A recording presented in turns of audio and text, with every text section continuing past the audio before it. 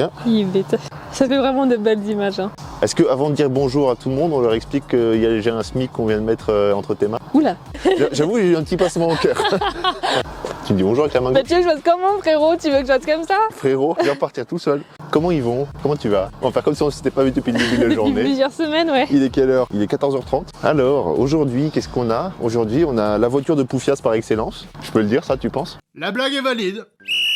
Oui. Aujourd'hui, je me suis fait mes petites moustaches à l'italienne parce qu'aujourd'hui, on présente une petite italienne. La petite italienne, c'est ça.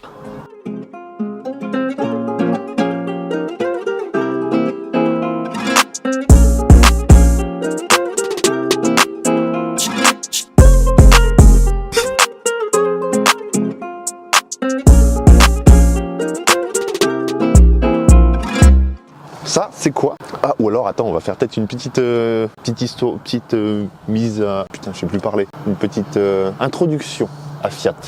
Fiat, du coup, constructeur italien qui, dans les années 90, début des années 90, fin des années 90, début 2000, était un peu dans la merde financièrement, au niveau production, il n'y avait pas grand-chose qui allait. C'était souvent mis à mal au niveau de leur qualité de construction, fiabilité. Et Fiat, du coup, était un peu dans le bas de la vague et ça allait vraiment pas très bien. En 2005, ils ont eu un petit regain, un petit souffle avec la Grande Punto. La Grande Punto. C'est raciste un peu, non? Tu peux. Alors parmi les 7 abonnés italiens au moment où je tourne, enfin abonnés tout court, je m'excuse auprès des Italiens. J'adore vos pizzas, c'est raciste. Rattrape-toi. Oui, donc 2005, Fiat a un petit regain, un petit souffle d'espoir avec la Grande Punto qui se vend un peu mieux que le reste quand même. Ça va pas suffire. Et qu'est-ce qui va venir sauver la marque Fiat en 2007? C'est... Bon, pas cette voiture-là exactement, c'est la Fiat 500. 50 ans après la première version qui était sortie. Voiture d'après-guerre qu'ils ont sortie après la guerre. Ah oui. C'est bien. Qui était alimentée par un 500 cm3, d'où le nom Fiat 500, qui faisait la puissance folle. Encore moins que la Trabant qu'on a essayé d'ailleurs. Bon, je vais te faire deviner du coup la puissance de la première Fiat 500. J'aime pas les quiz. 50. 13. Ah. Presque. 13 chevaux avec un monocylindre, si je me souviens bien, de même pas 500 cm3, qui atteignait la vitesse folle de 80 km/h. Dans un regain de nostalgie, Fiat sort en 2007 la Fiat 500 qui va sauver la marque en fait. Ce qui va bien la sauver d'ailleurs parce que quand tu regardes aujourd'hui, si tu compares la Fiat 500 sortie en 2007 et la Fiat 500 qui est aujourd'hui, c'est la même. Hein. Ceux qui ont les yeux un peu plus aiguisés remarqueront qu'à l'arrière, viens voir son cul. Oh, j'avais pas vu le logo. Oh la vache. Oh, il a mangé. Hein. Oui, parce que c'est une voiture d'occasion qu'on a louée. Hein. Je mets de l'argent pour présenter la voiture des autres. Tu es pourri d'ailleurs. Oui, c'est pas faux. Ouais, c'est pas faux. Oui, alors les gens qui ont l'œil un peu plus aiguisé remarqueront peut-être au premier vue, sur ces Fiat-là, c'est des feux comme ça, sur les nouvelles, les plus récentes, en fait, il y a un rappel de carrosserie au milieu. Mais au niveau carrosserie, il n'y a quasiment pas de changement. Hein. Et ce qui nous intéresse, nous, c'est Abarth. C'était un préparateur d'origine autrichienne qui s'appelait Karl, de son nom de famille. Bart. Merci. En 1949, il me semble, va venir s'expatrier en Italie où il prendra le nom de, si je te dis Bob l'éponge, si je te dis calamar et si je te dis clarinette, tu penses à qui? Quoi? Qu'est-ce qu'il dit? Et si je te dis Bob l'éponge, calamar, clarinette, tu me dis? Ah bah je l'ai pas, non. Bah Carlo. Carlo? Bah Carlo le calamar. Bah il me faut du temps. Notre ami Carlo, il vient s'expatrier du coup en Italie dans les années 49 où il va développer son entreprise Abarth. Si tu veux venir voir ici le beau petit logo. Oh putain, là aussi il y a le plastique, il a cloqué.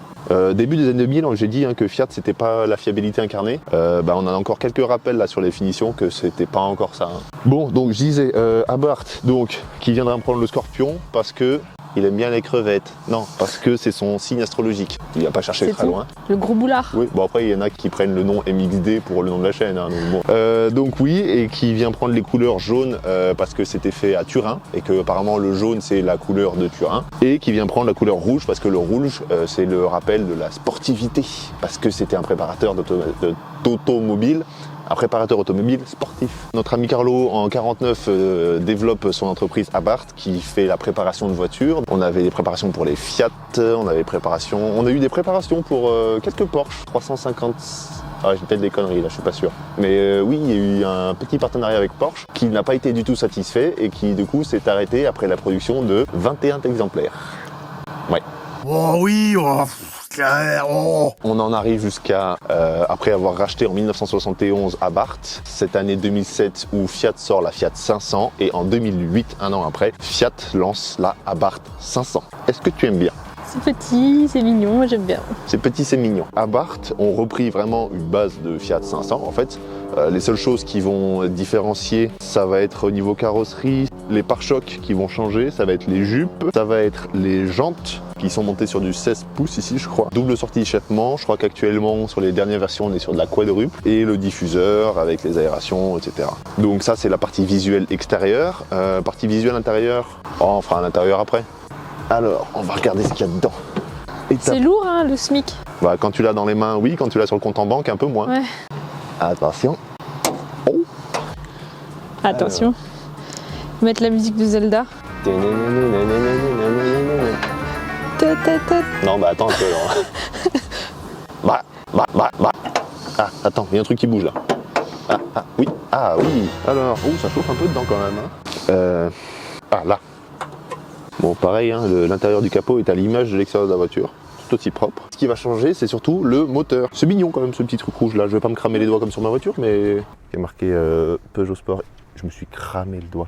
C'est sympa. Oui, on est sur un Ali 4 T-Jet qui fait 135 chevaux et 180 Nm de coupe. Et on passe à 206 Nm quand on active le mode sport de la voiture. Bon, c'est pas dingue en vrai, hein, 135 chevaux, c'est pas non plus excessif.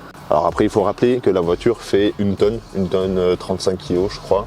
On se traîne pas non plus, on va dire. Alors, il existe un kit qui s'appelle le kit Essai.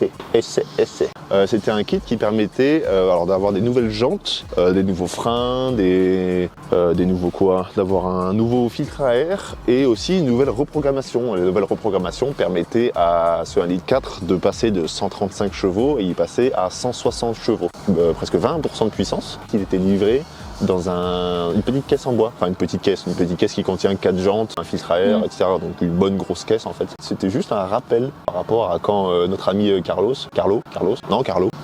quand notre ami Carl en fait il livrait ses échappements, parce qu'à la base il faisait beaucoup de ça, et ben quand il est livré dans des caisses en bois dans les années 50. Donc c'est un joli petit rappel, un joli petit clin d'œil. Oui. Voilà, c'est tout. J'ai que ça qu'à dire. Une petite anecdote que je trouve assez sympa, c'est que l'avant de la barre, c'est qu'il est bombé de 11 cm en plus pour pouvoir faire rentrer le turbo. Alors peut-être que comme ça on n'a rien pour comparer, mais faut me croire, s'il te plaît. Tac. On monte dedans. Ok, ah bah alors on va voir dedans. Dis donc Jamy. Bon, l'intérieur.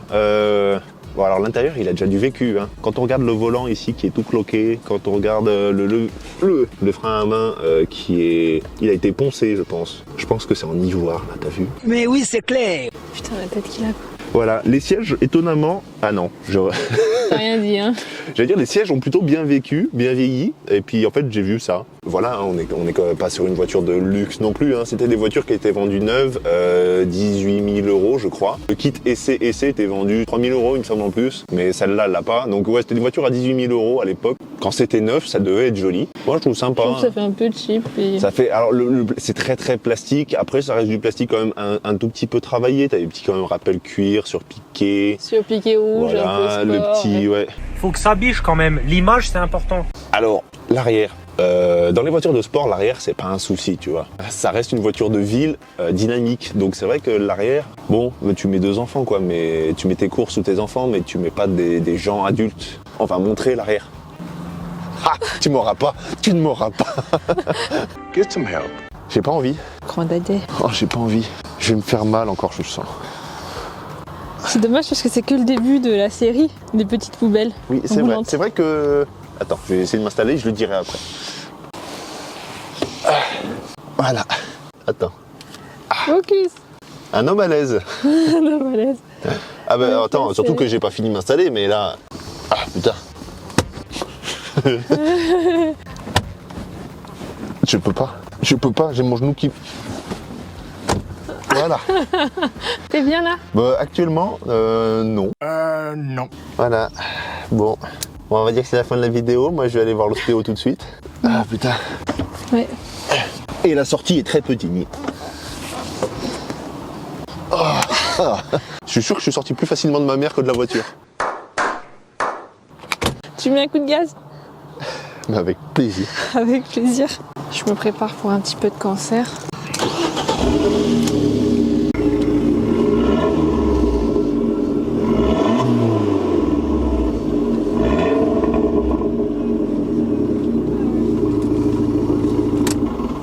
Sympa comme bruit. Alors, je suis le premier à dire que cette voiture est bourrée de défauts, mais s'il y a un truc qu'on peut pas lui enlever, c'est que malgré un tout petit moteur, elle fait un super bruit, moi je trouve, j'adore. Voilà, j'aime bien. L'expertise Abarth, ben On part en voilà. balade? Bon, alors, on est reparti. Oh, ces tapis, putain, ils sont pas accrochés, ça vole de partout. Je suis en train de mettre moi en train de râler là. On voit bien ta moustache là, ta jolie moustache. Attends. Là, t'es beau. En plus, il y a que ta moustache qui est genre au soleil. Ah ouais. On y voit bien. Miam. Miam. Nickel. Ça, je pense que c'était pas d'origine. J'ose espérer que c'était pas d'origine et que c'est le propriétaire qui l'a collé. C'est très mal fait. C'était peut-être bien fait au moment où ça a été collé. Dégueulasse. Je te trouve dur dans le jugement. Non, je trouve que c'est dégueulasse. En toute objectivité. On dirait qu'il a mis... Toi, ta gueule. Oh, ta gueule. Voilà, c'était Flash Débat. Ouais, je disais le pare-brise, il est bien rayé de partout là. On dirait que là-bas, c'est du papier de verre dessus. Moi, je vais vous montrer que c'est du toc. Ça, moi j'aime bien ça en vrai. C'est gadget. Ah, attends, il y a un peu de soleil. Ah voilà, je le cache. Voilà, ça. Et il y a du soleil. Oh, pardon. Voilà, cette Frappe chose-là. les abonnés. Oui, je frappe les abonnés. C'est un manomètre. C'est pour montrer la pression du turbo. Et j'aime bien. J'aime bien. Enfin, sur la 308, ça y est, mais c'est un compteur, c'est une barre en fait qui fait comme ça. Alors que là, t'as vraiment le manomètre avec l'aiguille qui monte et tout. Et moi j'aime bien. C'est un peu comme les horloges là chez Porsche. Ça sert à rien d'avoir une horloge au milieu comme ça. T'as bien l'heure partout où tu veux, mais c'est joli. Bah là, c'est pareil. Alors à l'intérieur, ça fait aucun bruit. Hein. Ah oui, alors petite voiture, mais par contre, putain. Allons-y, ça j'aime bien par contre. Ça y est, plus sur les voitures maintenant. Bon, pareil, hein, on va passer sur la qualité du Ouais. du manche, mais ça y est plus sur les voitures aujourd'hui. C'était trop bien. Tu pouvais y gérer toi, tu pouvais y tirer toi, tu peux. C'est tout électronique maintenant. J'aime pas les trucs comme ça. Tu veux conduire ça comme une Twingo, tu conduis ça comme une Twingo. C'est ce qui est bien avec toutes les petites. Oh, putain, le bruit que ça fait à chaque fois. C'est ce qui est bien avec les petites voitures un peu. Ah, tu vas me laisser parler? Ce qui est bien avec les petites voitures dynamiques comme ça. Ça va. Oh, le La bruit voiture, sourd. elle ne vraiment pas, oh, putain. Le bruit sourd que ça a fait. Dynamique comme ça. Mais tu peux t'en servir tous les jours comme une voiture tout à fait. Ouais, tout à fait. Totalement. Tout à fait. Comme une Tout à fait normalement. Ah oui, c'est ça. Comme une voiture tout à fait. Non. Oh putain, c'est pas possible. T'as compris, là. voilà. Alors, les suspensions, il n'y en a pas. Là, il y a un Dodan, je suis obligé de le prendre à 10. Voilà. Et j'ai un gravier qui m'a rentré dans le fion, j'ai l'impression. C'est une boîte de vitesse du coup mécanique à 5 rapports. Pourquoi pas 6, je sais pas, parce que du coup sur autoroute, ça gueule. Alors après, je suis habitué au volant des 308. 308, c'est des petits volants. Mais là, du coup, le volant me paraît très très gros par rapport à la voiture. Le contour, il est immonde. Soit tu vois l'heure quand il n'y a pas de soleil. Ah bah là, on y voit de toute façon. Le contraste entre les deux. T'as le mode où tu vois l'heure quand le contour n'est pas éclairé par le soleil. Et t'as le mode où tu vois la vitesse quand le contour est éclairé par le soleil. Je sais pas si j'ai bien expliqué, mais dans l'idée, c'est ça. C'est que tu peux pas tout voir en fait en fonction de l'éclairage. C'est très mal foutu. Ah ben non, j'allais passer la marche arrière, donc non. Hein. Du coup, pas de 6ème, hein, je l'ai dit. 0 à 100 annoncé à 8 secondes pour une consommation mixte annoncée à 8 litres. Petit bouton magique, c'est le petit bouton sport qui se trouve ici. Attention, j'appuie et... Ta mère. Il ne se passe absolument rien. En mode sport, on gagne, attention, 26 Nm de couple. Alors je sais pas trop comment ils ont fait, hein. C'est une voiture, elle fait 3 mètres de long, c'est du plastique de partout, mais t'entends pas le moteur. Bon, il se traîne devant quand même, hein. Je roule à... Je vois pas ce contour, putain, je roule à 50. Tac, seconde.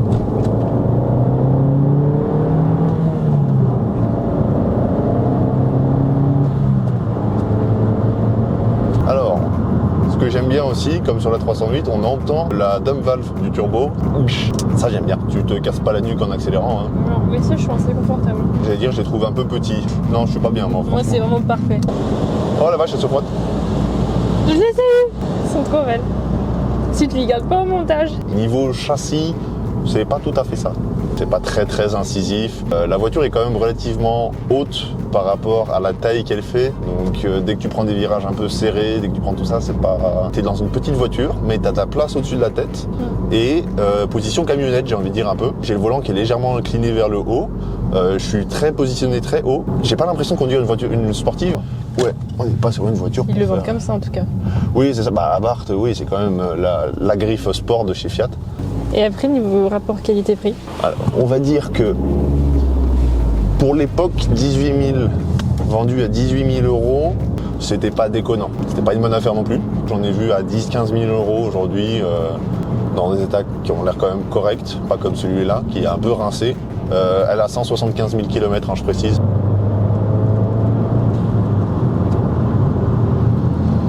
Oui, ça marche, mais c'est pas non plus. Peut-être qu'avec le modèle SC, ça marche mieux, enfin le kit. J'ose espérer que ça marche mieux quand même pour presque 4 000 euros le kit, il me semble. Faut pas déconner. Ah bah tiens, on a une concurrente droit devant, on va la rattraper. prochain essai. Ah, j'aimerais trop.